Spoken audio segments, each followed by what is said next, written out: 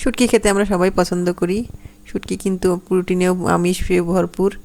আসসালামু আলাইকুম, কেমন আছেন সবাই? আশা করছি ভালো আছেন। আজকে আমি বানাবো ময়মনসিংহের বিখ্যাত চাপার পুলি। এই জন্য এখানে আমি চাপা মাছ নিয়েছি। চাপাগুলোকে আমি ভালো করে পরিষ্কার করে নিয়েছি গরম পানি দিয়ে।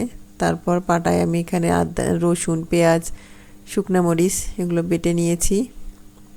এরপর চুলায় একটা প্যান বসিয়ে দিয়েছি।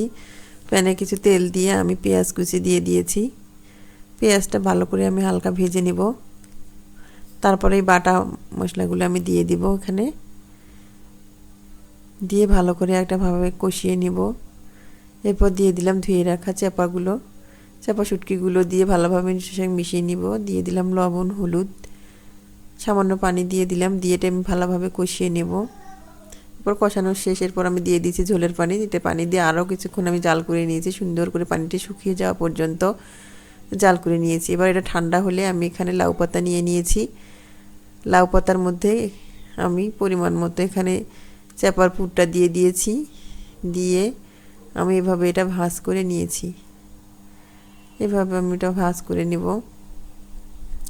এগুলো খেতে যে এত মজা হয়, যারা শুটকি খান তারাই জানেন এই চাপার কতটা স্বাদ। এটা কিন্তু ময়মনসিংহের চাপা, এটা ময়মনসিংহের একটা বিখ্যাত খাবার চাপা শুটকি। খেতে কিন্তু অসম্ভব মজা লাগে। এরপর চুলায় একটা প্যান বসিয়ে দিয়েছি আমি এখানে।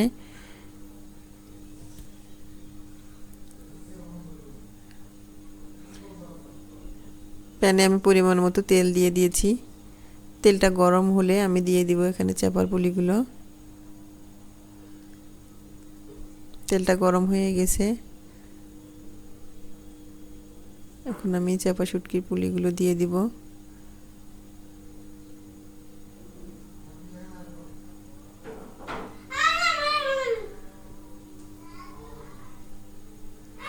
একে একে আমি সবগুলো এখানে দিয়ে নিব।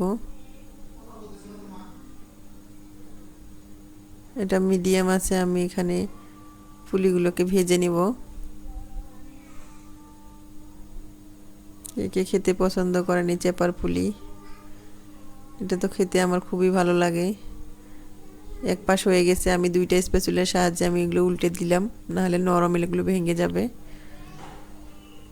এই যে চাপার পুলিগুলো আমি সবগুলোই ভেজে নিয়েছি।